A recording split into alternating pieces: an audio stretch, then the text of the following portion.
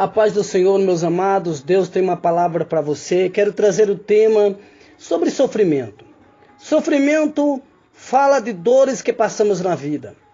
E nós podemos hoje o tema Por que nasci? Jó capítulo 3, depois você pode estar vendo lá Jó capítulo 3. E nós vamos ver que em seu sofrimento, Deus nunca condenou Jó por suas dúvidas e por seus desesperos. Deus estava pronto a receber as duras perguntas.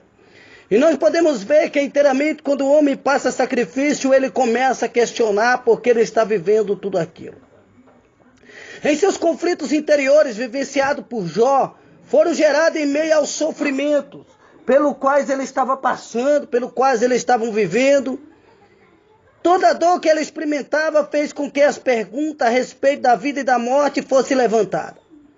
Todos os seus questionamentos revelam grandes conflitos que ele estava enfrentando na alma.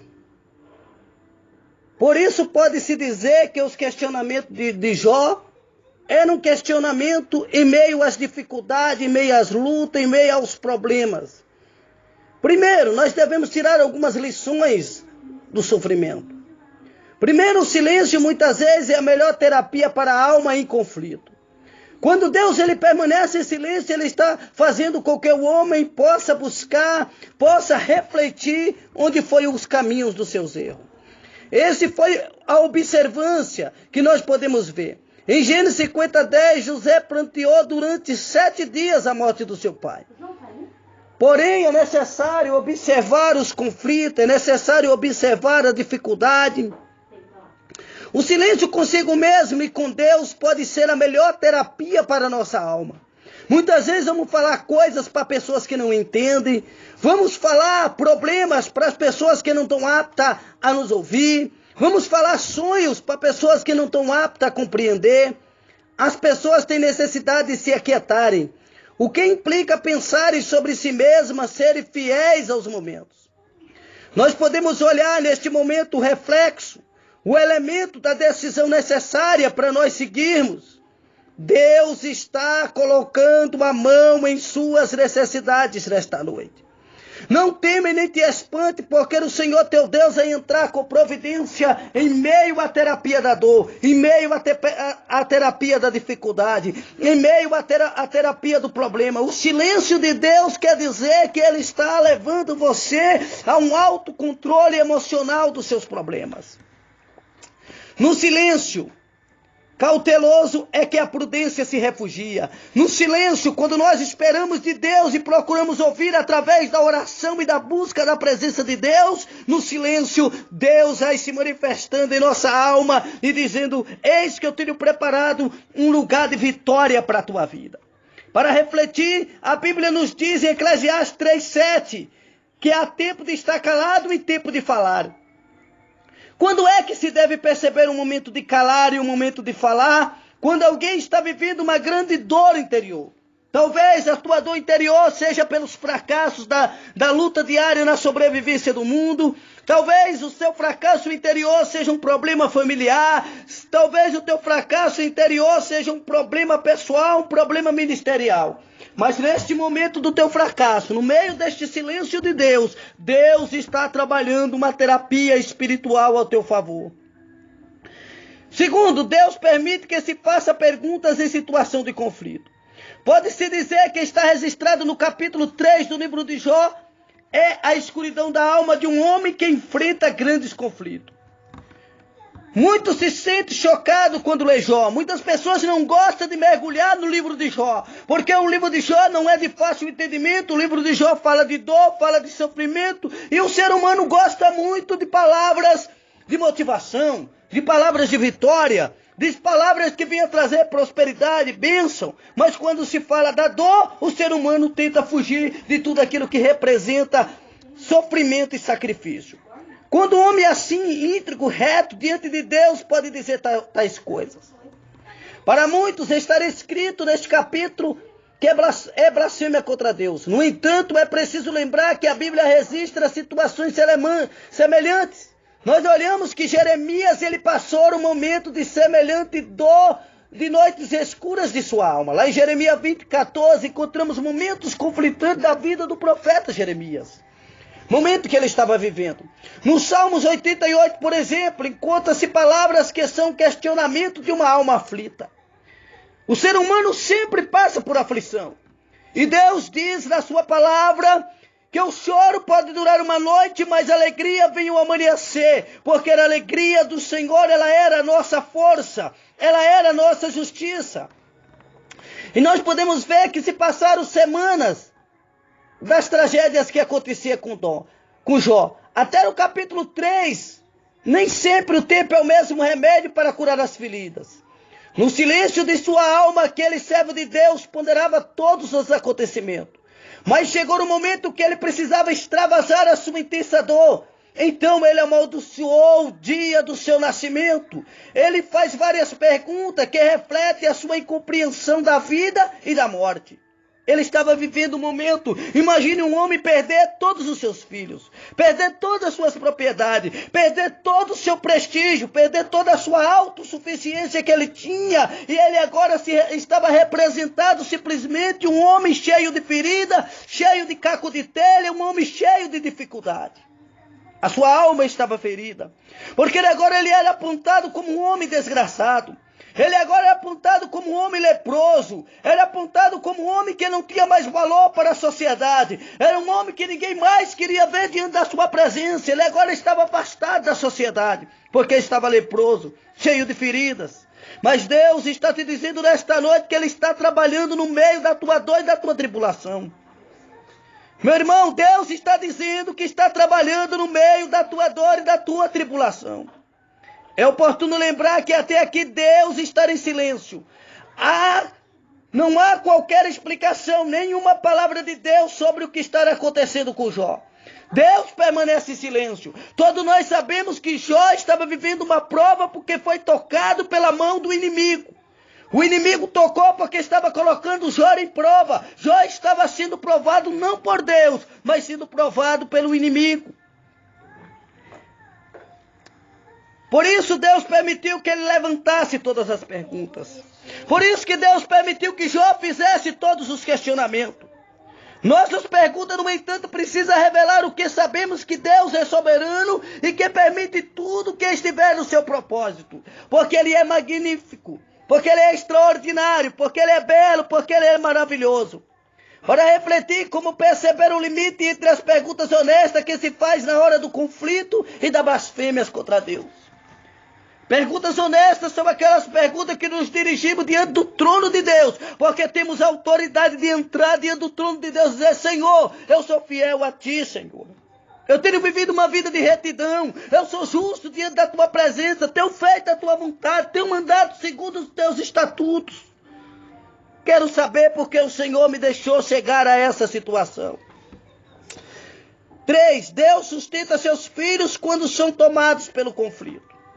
Em meio às fraquezas, Deus conhece a fraqueza humana e Ele conhece os nossos problemas, frustração, conflito.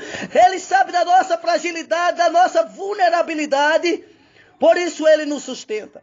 Quando somos tomados por conflito, em Hebreus 2,17, sobre Jesus, o autor bíblico afirma: por isso mesmo convinha que em todas as coisas se tornasse semelhante aos irmãos, para ser misericordioso, fiel sumo sacerdote.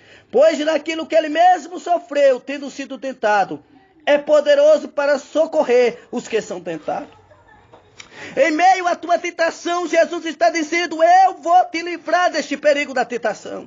Eu vou te socorrer. Jesus foi um homem de dor e que sabe o que é padecer. Portanto, quando clamamos a Jesus, Ele estende a sua mão para nos abençoar e para mudar a fragilidade da nossa vida. Ele estende a sua mão porque Ele sabe o que é dor, o que é sofrimento, o que é angústia. Ele sabe o que é ser deixado de lado. Ele sabe o sofrimento que é ser abandonado, esquecido. Ele sabe o sofrimento que os amigos deixam, que os amigos jogam na sarjeta. Assim, os conflitos que são experimentados não podem nos afastar do amor de Deus. Deus sustenta seus filhos que são afligidos. Quando somos afligidos por Deus, Ele nos sustenta. Ele nos convida a ir ao manto da oração, nos convida a ir ao manto do jejum, nos convida a ir ao manto da adoração, nos convida a ir ao manto da presença de Deus. Toda a experiência de Jó revela que mesmo desejando a morte ou declarando-se maldito no dia do nascimento, é possível perceber que Deus sustentou em todos os momentos. Deus, durante algum tempo, ficou em silêncio, mas no silêncio ele estava sustentando e cuidando do seu servo. Em meio a todas as dúvidas e questionamentos de Jó, Deus estava trabalhando na vida de Jó. No capítulo 26 ele afirma a soberania de Deus, e no capítulo 42 ele declara que falou todas as coisas que ele não entendia. Ao final, Deus lhe restaurou em dobro tudo que havia perdido. Deus sustenta e renova aquele que em meio aos conflitos reconhece que o Senhor está no controle de todas as coisas e não permitirá que os nossos pés vacilem. Salmo 121. Ele não permitirá que teus pés vacilem, porque Ele vai te guiar. Ele vai te dizer: meu filho, anda pela minha presença, anda na minha graça, anda no meu ministério, anda nos meus mistérios, que eu vou te honrar. Na hora da tribulação é maravilhoso poder dizer como Paulo, que a profundidade das riquezas de Deus em nossas vidas é maior do que nas nossas dificuldades. Porque dele, por meio dele, para ele são todas as coisas, e ele, pois, é a glória eternamente. Amém. Lá em Romanos 33 ao 36, lê esta palavra, porque Deus está te dizendo: eu vou te fortalecer em meio à tribulação, em meio à pedagogia da dor, em meio à pedagogia do sofrimento, em meio à pedagogia da perseguição. Eu, Senhor teu Deus, vou te livrar. Se Deus sustenta o seu servo no momento de conflitos interiores, porque muito se desespera até da própria vida, Deus está te dizendo: meu filho, entra no manto da oração, porque eu vou te sustentar para vencer essa luta, este problema. Você que está vivendo uma luta no casamento, na família, uma luta familiar, uma luta que você está vivendo financeira, perseguição, estão te jogando pedra, não se desespere, espere, pois, em Deus, que Ele tem socorro para ti. Desafio é que todas as experiências vividas em tempos de conflito precisam levar uma atitude de reação e superação.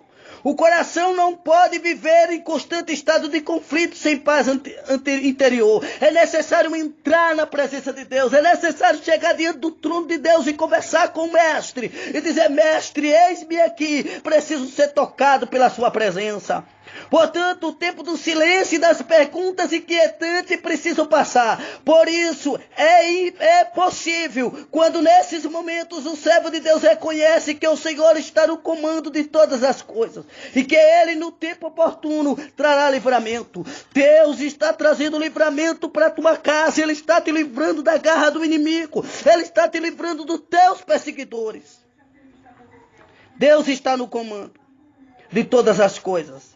E que no tempo oportuno trará livramento. Deus não deseja que nossa alma permaneça em constante estado de dor. Em Salmo 37, versículo 5, diz a palavra do Senhor: entrega teu caminho ao Senhor e confia nele, e mais Ele fará por ti. Nesta noite, meu irmão, confia em Deus e Ele vai te dar vitória. Confia em Deus e as portas do céu vão ser abertas. Confia no Senhor e o milagre vão acontecer. Vou orar pela tua vida. Senhor, meu Deus, visita agora este irmão, esta irmã, Pai. Em meio à pedagogia do desespero, em meio à pedagogia da dor, em meio à pedagogia do sofrimento, Pai. Entra agora com a tua mão potente nesta história, Pai.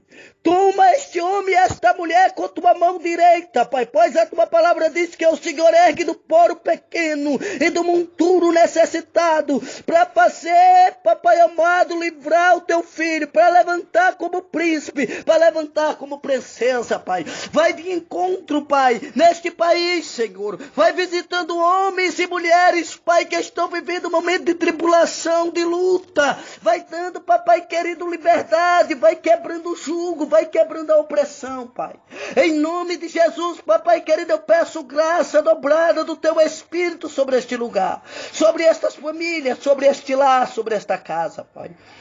Aquele que está vivendo uma pedagogia do desespero por causa das enfermidades, Pai, cura nesta noite. Restaura o coração, restaura a alma aflita, restaura o coração desesperado, Pai. Porque na tua palavra diz: esse meu povo que se chama pelo meu nome, Pai. Entra, papai querido, com a tua graça neste lugar agora, Pai. Vai dando vitória, Pai. Vai consolando os tristes, Pai. E, Senhor, entrando, papai querido Deus, com graça no coração abatido, no coração desesperado, Senhor. Papai querido, abençoa todo este povo em nome de Jesus, Pai. Declaro uma vitória, a bênção, a prosperidade, a alegria do Senhor em meio às tribulações da vida. Amém e graças a Deus.